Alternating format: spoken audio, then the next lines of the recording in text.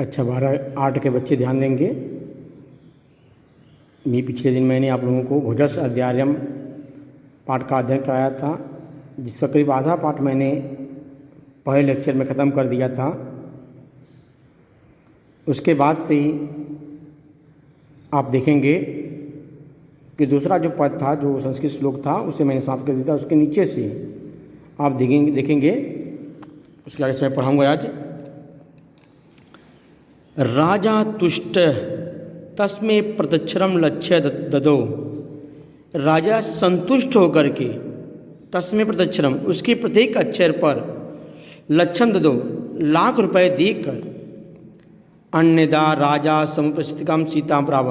अन्य किसी दिन राजा समुपस्थित, अपने पास उपस्थित सीता से बोले, प्राह देवी, हे देवी, प्रभात वर्ण्यम, प्रभात का वर्णन करो ऐसा।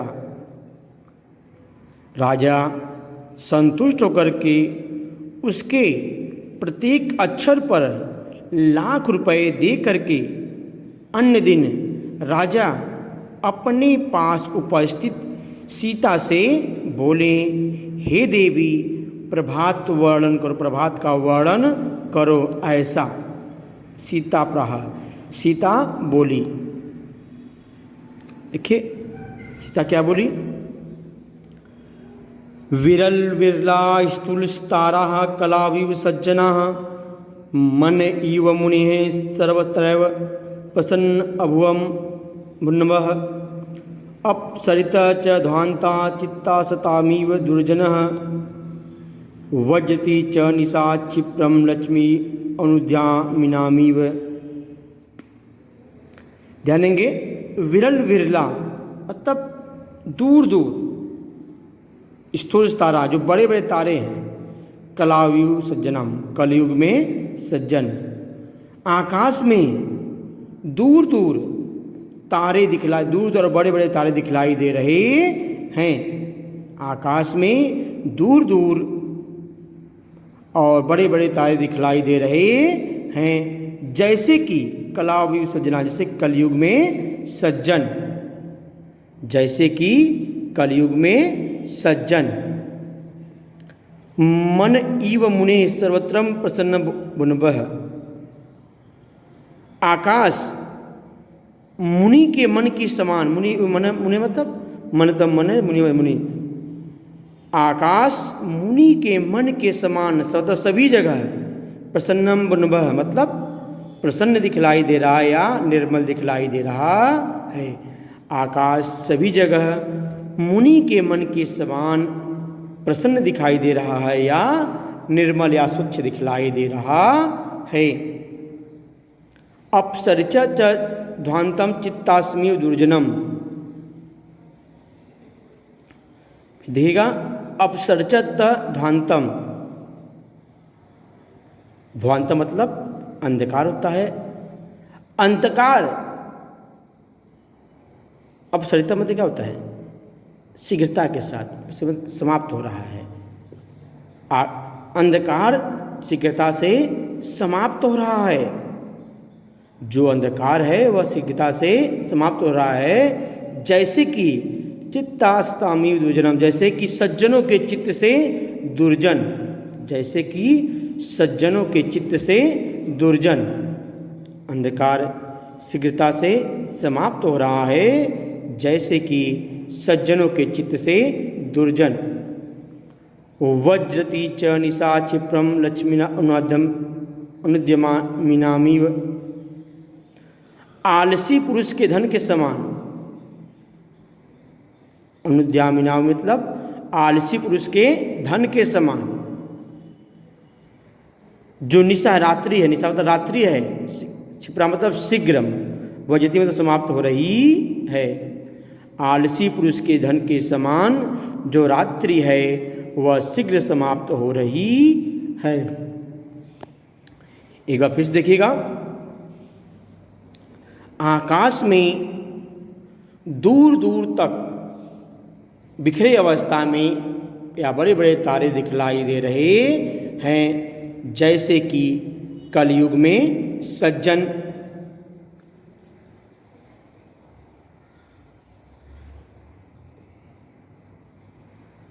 मुनि एवं मुनि, मन एवं मुनि, आकाश मुनि के मन के समान सभी जगह प्रसन्न दिखाई दे रहा है या स्वच्छ दिखलाई दे रहा है। आकाश मुनि के मन के समान सभी जगह स्वच्छ दिखाई दे रहा है अथवा प्रसन्न दिखलाई दे रहा है।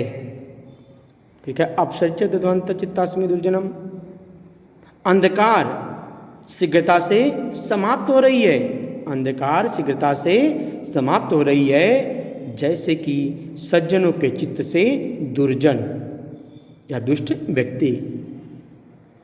और लास्ट लाइन का है वज्रति च निशा क्षिप्रम लक्ष्मी अनुद्यानमी, आलसी अनुद्यामी मतलब आलसी पुरुष के धन के समान, आलसी पुरुष के धन के समान जो रात्रि है वह शीघ्रता से समाप्त हो रही है। आलसी पुरुष के धन के समान जो रात्रि है वह शीघ्रता से समाप्त हो रही है। आगे देखेंगे, राजा तस्यम लक्ष्यम दत्वा कालिदासम प्रहा, राजा उसे भी प्रत्येक अक्षर पर लाख रुपए दे करके कालिदास से बोले, राजा उसे भी प्रत्येक अक्षर पर लाख रुपए देकर कालिदास से बोले, सके हे मित्र तुम अपि प्रभातम वर्णमिति, तुम भी प्रभात का वर्णन करो, तुम भी प्रभात का वर्णन करो। तथा कालिदास प्रहा, तब कालिदास ने कहा, तब कालिदास ने कहा। राजा संतुष्ट करके उसे भी प्रत्येक अक्षर पर लाख रुपए दे करके कालिदास से बोले, हे मित्र कालिदास तुम भी प्रभात का वर्णन करो। तब कालिदास ने कहा, अभूत प्राची पिंगारस पतिरीव प्राप्यम कनकम गच्छस चंद्रो बुद्धजनम इव गामसदसी क्षण चिरास्तारा नृत्यम इवानुद्यम पराह न दीपार्जन्ते द्रवितम इतानामीव गुड़ा। अभूत प्राची, अभूत प्राची पिंगा रसपितरीय प्राप्यम कनकम, इसका देखिए क्या ध्यान देंगे,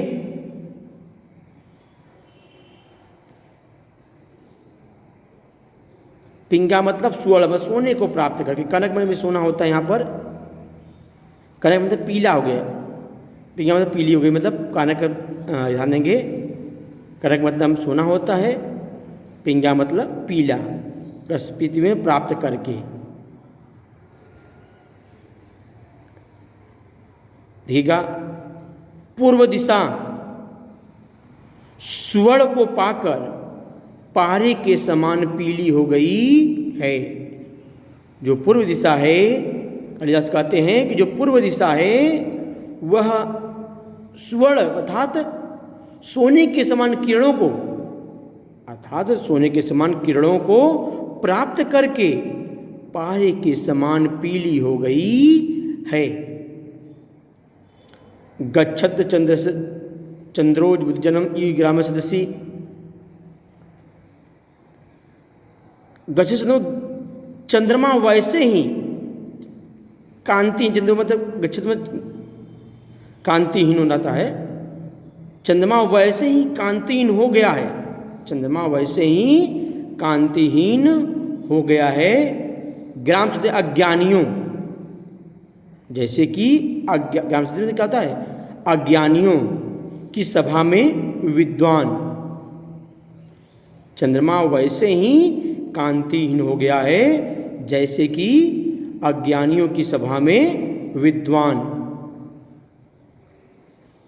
क्षणम चिरस्तारा नित्यम इवानुद्यम परा,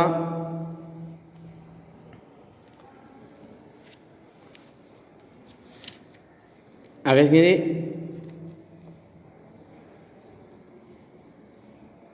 क्षणम चिरस्तारा नित्यम इवानुद्यम परा, जो तारे हैं उद्यमहीन उद्यमी राजाओं की भांति, निपते में राजाओं की भांति, उद्यमी ईवान उद्यमीन राजाओं की भांति जो तारे हैं वह उद्यमहीन राजाओं की भांति क्षण भर में, क्षीर तारा में क्षीर हो जा रहे हैं। जो तारे हैं वह उद्यमहीन राजाओं की भांति क्षण भर में क्षीण हो जा रहे हैं। न दीपा रजंते द्रविड़ इतमान में मूढ़ा।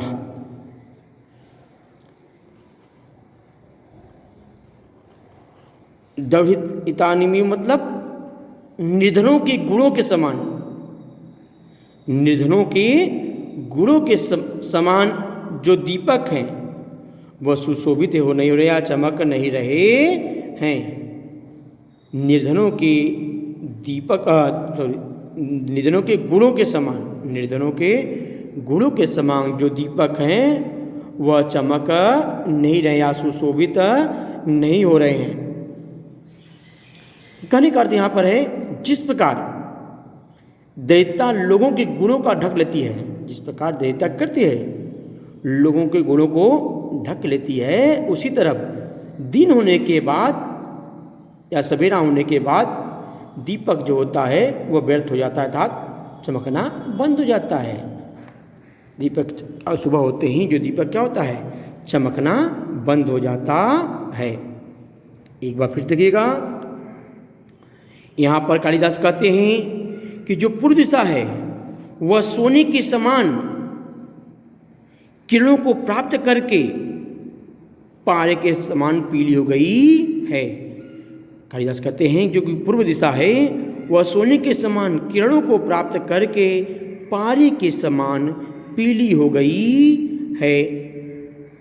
जो चंद्रमा है वैसे ही कांतिहीन हो गया है, जो चंद्रमा है वैसे ही कांतिहीन हो गया है जैसे कि अज्ञानियों की सभा में विद्वान होते हैं। अर्थात जहाँ पर अज्ञानियों की सभा होती है वहाँ विद्वान कोई बात नहीं सुनता है, वैसे ही सुबह होने पर चंद्रमा क्या होती है, कांतिहीन हो जाती है। जो तारे हैं, जो अगला लाइन है क्षम क्षिरस तारा, जो तारे हैं वह उद्यमहीन राजाओं की भांति, जो तारे हैं वह उद्यमहीन राजाओं की भांति क्षण भर में क्षीण हो जा रहे हैं। कहने का तात्पर्य यहाँ पर यह है कि जो राजा मेहनत नहीं करते हैं उनका जो धन है वह क्षण भर में ही समाप्त हो जाता है। और लास्ट लाइन है नदी पारयंते द्रविता नामी गुड़ा। निर्धनों के गुणों के समान ही, निर्धनों के गुणों के समान ही जो दीपक हैं वह चमक नहीं रहे हैं। निर्धनों के गुणों के समान ही जो दीपक हैं वह चमक नहीं रहे हैं। यहाँ कहने का तात्पर्य यह है जिस प्रकार दैत्यता लोगों के गुणों को ढक लेती है, जिस प्रकार दैत्यता क्या होती है, लोगों के गुणों को ढक लेती है, उसी तरह सवेरा होने पर जो दीपक होता है, जो दीपक की लौ होती है वह व्यर्थ हो जाती, अर्थात उसका प्रकाश फैलना बंद हो जाता है। राजा तिष्टम तस्में प्रचलन छदो, राजा संतुष्ट होकर के उसे भी उन्हें भी प्रत्येक अक्षर पर लाख रुपए दे देते हैं। राजा संतुष्ट होकर के उन्हें भी उनके प्रत्येक अक्षर पर लाख रुपए दे देते हैं। यह हो गया कक्षा 12 आर्ट का जो पहला पाठ भोजस औदार्यम था उसका अर्थ। उम्मीद करता हूँ आपको अर्थ समझ में आया होगा। आप थोड़ा बहुत कन्फ्यूजन होगा तो उसके अर्थ को आप अपने नोट्स पर अच्छी तरह से बना करके लिख लेंगे ताकि आपको आगे कोई दिक्कत न हो। अब जब पहला पाठ खत्म हो गया जिसमें महाराजा भोज की उदारता के बारे में बताया गया है कि महाराजा भोज जब भी गरीबों और दरिद्रों को देखते हैं तो उनकी मदद करने से वो पीछे नहीं हटते हैं, उसी चीज़ का यहाँ पर चित्रण किया गया है। और अगला पाठ जो आपको कल पढ़ाया जाएगा वह मोस्ट इम्पॉर्टेंट की श्रेणी माना जाता है जिसका नाम है संस्कृत भाषायाम महत्वम, संस्कृत भाषा का महत्व। वैसे हमारे यहाँ संस्कृत भाषा का काफ़ी महत्व होता है क्योंकि हमारी जो लिपि है वह देवनागरी है, जो संस्कृत से ही ली गई थी और जिसे बाद में हिंदी में रूपांतरण किया गया है, जिसका अध्ययन हम अगले क्लास में आप लोगों को कराएंगे।